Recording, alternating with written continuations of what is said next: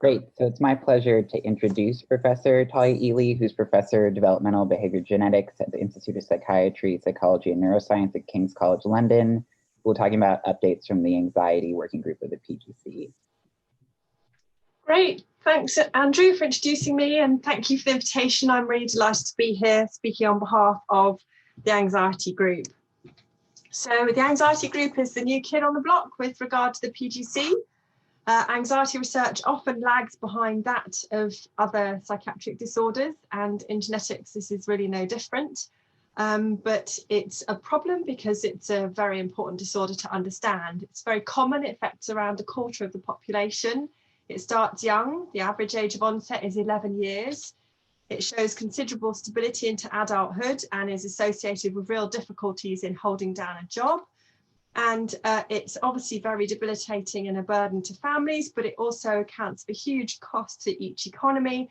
Here are costs in billions per year to the UK economy, for example, for anxiety. And the pale blue part of this bar is the amount of costs due to non-treatment costs. So, for example, loss of earnings and uptake of benefits. So this is a very important disorder to understand better. A lot of the genetic information we have about anxiety comes from twin studies. You can see here some estimates for the different types of anxiety, and until relatively recently, OCD and PTSD were considered within anxiety, so they're summarized here as well. And the range is in the kind of 25 to 40%, occasionally up to 50%. And you can see that heritability here, placed against that of many other major psychiatric conditions. So you can see it's right at the lower end, which makes our life a little bit harder when it comes to gene hunting. But there are useful things to learn about how to help us with gene hunting from the twin literature. So here we have a paper from pre-DSM-5 where we have panic, GAD, and phobia. And at the time, as I mentioned, OCD and PTSD were considered as anxiety disorders. And if you extracted a common anxiety liability from those disorders, the heritability was quite a bit greater than that seen for individual disorders. This is actually a parameter estimate, so you have to square it, but it's still more than 50% of the variance being due to genetics. And furthermore, there's considerable genetic overlap, not just amongst the anxiety disorders, but particularly with depression. This is work by Monica Vajkuk, who was a PhD student in my group until a few years back. And she found evidence for a single factor affecting depression and all the different disorder-related anxiety scales. And then a second factor which had a modest influence on the more fear-based anxiety disorders. This is similar to prior work from Jack Hettimer's lab, in which he's again got the 4 core anxiety groups here and major depression. And in this analysis is also neuroticism. And again, we see this big genetic overlap, not just between the anxiety disorders and depression, but that extending into neuroticism. So this has really influenced how we've thought about our genomic analyses, as you'll see. So the first large-scale GWAS of anxiety disorders was led also by Jack Hettimer, and it was a meta-analysis of multiple different individual studies, and had 2 main analyses. The first was a case control analysis of any anxiety disorder with 7,000 cases and a single genome-wide associated hit. And then there was also a dimensional type of analysis to go along with that, with a larger sample size, and again, a single genome-wide locus. And it was this work and ongoing interest in pursuing the genetics of anxiety that led Jack and myself to get talking with also Jürgen Deckert, who's a clinical academic and a leading figure in panic disorder genetics, to bring together our interests in pursuing anxiety within the context of the PGC. And we launched at the Orlando meeting in 2017. And then met again at each of the subsequent annual meetings. So as I mentioned, myself, Jürgen and Jack are the group chairs, and our analysts are Silvio Bacano, Manuel Matthijsen and Kirsten Purvis, and also Rosa Cheeseman, who helps as well with outreach. So in the last year to 2 years, there's been a huge increase in the genomic findings for the anxiety disorders. And this is the first of these published. And in fact relates to stress-related disorders, so not just anxiety, but also PTSD and other stress-related conditions from iPSYCH with a sample of about 32,000. So quite a bit larger than we'd seen before, and this very strong genome-wide association finding here. And this was led by Sandra Meyer and Manuel Matthijsen. And then around the same time in my group, led by Kirsten Purvis with myself and Jerome Breen and several others from our department, this is lifetime anxiety disorder GWAS using UK Biobank data, around 26,000 cases. And you can see here we had 5 genome-wide significant hits. And I've put these individual loci up for you to have a look at, because one of the things we were interested in was the extent to which we were replicating across the different data sets. And so this is angst, and here's iPSYCH, and then here's a neuroticism GWAS, also from UK Biobank, and depression. This is the Ray paper with UK Biobank and 23andMe removed. And if you look across each of these are effectively sign tests, and you can see that there's more agreement than disagreement across these different samples and into these closely genetically related phenotypes of neuroticism and depression. So that was encouraging. The most recent analysis in this field we heard briefly about earlier in the meeting, and this is led by Daniel Levy from the Veterans Proje. And so this is a huge sample size of 200,000. There's 2 different measures in this analysis. The outer ring is a 2-item version of the generalized anxiety disorder measure, and the inner ring is a single item reporting receiving a clinical diagnosis of an anxiety disorder from a health professional. This is the African American subset of the sample, and this is the European American.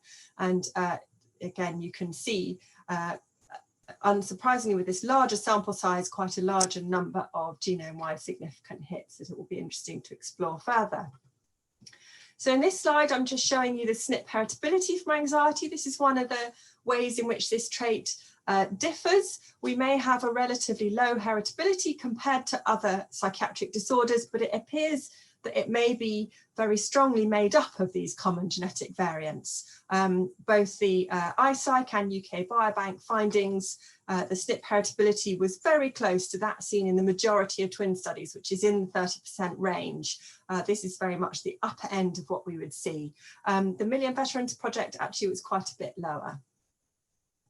Then here we've got some genetic correlations with different definitions of anxiety to try and begin to address the sort of dimensional diagnostic agreement question. And so what we've got here is mild, moderate and severe symptoms on the Generalized Anxiety Disorder 7 questionnaire. This is again work from Kirsten's paper, and the rows are lifetime anxiety disorder and current anxiety symptoms from the same sample, UK Biobank, and then the angst disorder and dimensional data. And you can see these correlations, these genetic correlations are really quite high, suggesting that it doesn't make a huge amount of difference to our genetic information as to whether we use a dimensional or a categorical approach.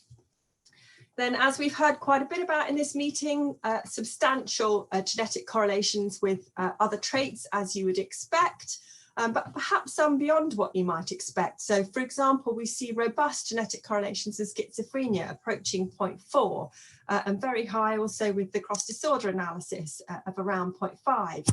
Very high genetic correlations with these tiredness and fatigue-related variables, and also some quite strong genetic correlations with markers of social adversity. Using the same kind of colour categories, this is from the iPSYCH paper, so this is anxiety and stress disorders, and you can see again a similar pattern, very robust correlations with psychiatric disorders, obviously particularly so with depression, but also strong genetic correlations with these educational variables and more modest genetic correlations with these physical health variables, but really quite a wide array of correlations as we see for many of the other disorders. I'm giving a talk, Theo. So then on to pathways to therapeutics. How can we in anxiety think about this most usefully? Well, one of the leading treatments for anxiety disorders is in fact psychological therapy, very similar to how we heard about in depression from Michelle Krask yesterday.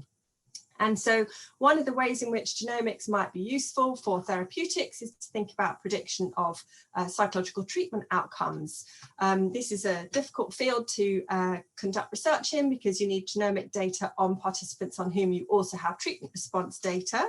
And the largest study to date in this field was led by Chris Rayner, a PhD student working with myself and Johnny Coleman and Jerome Breen. And obviously the sample size here is not at all what we would want, but it's a starting point. No genome-wide significant findings as you would expect, but the way that data behaved was again as you would expect for a complex trait. But one of the important things to think about with gene environment, with genetic influences on treatment response is that effectively this is a gene environment interaction where the environment is the treatment. And so of course it's important also to understand the role of gene environment correlation, or in other words, the role of genetic factors in receipt of treatment. So what we've got here is a really nice paper that Chris brought out last year using UK Biobank data, and the N varied for different measures for 4 different traits related to treatment and help seeking. So this was formal treatment seeking, treatment receipt, self-help and self-medication, self-help being mindfulness, yoga, that kind of thing, self-medication being alcohol use, etc. And you can see that for treatment seeking, these are SNP heritability estimates, and there's a robust, significant genetic influence on treatment seeking, regardless of whether you look at the full sample, cases versus controls, or males versus females. And you see somewhat similar findings for the self-medication. Interestingly, treatment receipt had non-significant genetic influences. In terms of the genetic correlations with these variables, they were perhaps as we'd expect, so robust genetic overlap with anxiety and depression themselves, and other genetic correlations that are in keeping with the anxiety and depression literature more broadly. So where are we at now with PGC-ANX itself? We're currently preparing data for our first freeze. It's going to be a case control analysis, again, any lifetime anxiety disorder. It includes subjects from over 40 studies with a total N of around 120,000 cases, approximately half of whom come from UK Biobank and the Million Veterans Project. We hope to have completed that by October, at which point we would rapidly make the data available. And our next steps are we'd like to do GWAS of dimensional measures of anxiety, because these are sometimes available in data sets where there isn't disorder data. We'd like to move towards GWAS of the specific anxiety disorders. And as you can tell from the slides I presented, I'm particularly interested in pushing forwards GWAS of psychological treatment response. So just to finish there with, we would love to hear from anybody who'd like to work with us. This is the 3 of us who are the chairs and our analysts. And Rosa has this additional role helping us with outreach, for example, making sure the Wikipedia page has sensible information about genetics for anxiety. So happy to take any questions. Awesome. So we have one question from someone who asks, have you looked at genetic correlations between anxiety and eating disorders? I haven't myself. I think in the I'm not. I don't. Yeah, we have. It was included. I'm sure Cindy's going to talk about it. yeah, I think I mean, I would guess there would be quite substantial genetic correlations there. There's not a huge amount of twin data on eating disorder and anxiety symptoms, although it's something we're about to explore in our TED sample. But I think Cindy may know more about that than me. And we have another question from Anonymous. Is it known why the SNP-based heritability was so much lower in MVP than in iPSYCH and UK Biobank? I don't know why that is, no. Okay. And then we have one also from Anonymous. Are there twin studies on CBT response that you're aware of? No, there aren't. And that would be a very difficult thing to do because obviously response is about change over time, but it's also related to the severity level at which you begin. And so you'd ideally need to have pairs of identical and non-identical twins who both needed treatment to the same degree. Otherwise, their treatment response would mean something different from one another. So actually conducting a twin study of psychological treatment response is not really practicable. And so we have to go about this in other ways.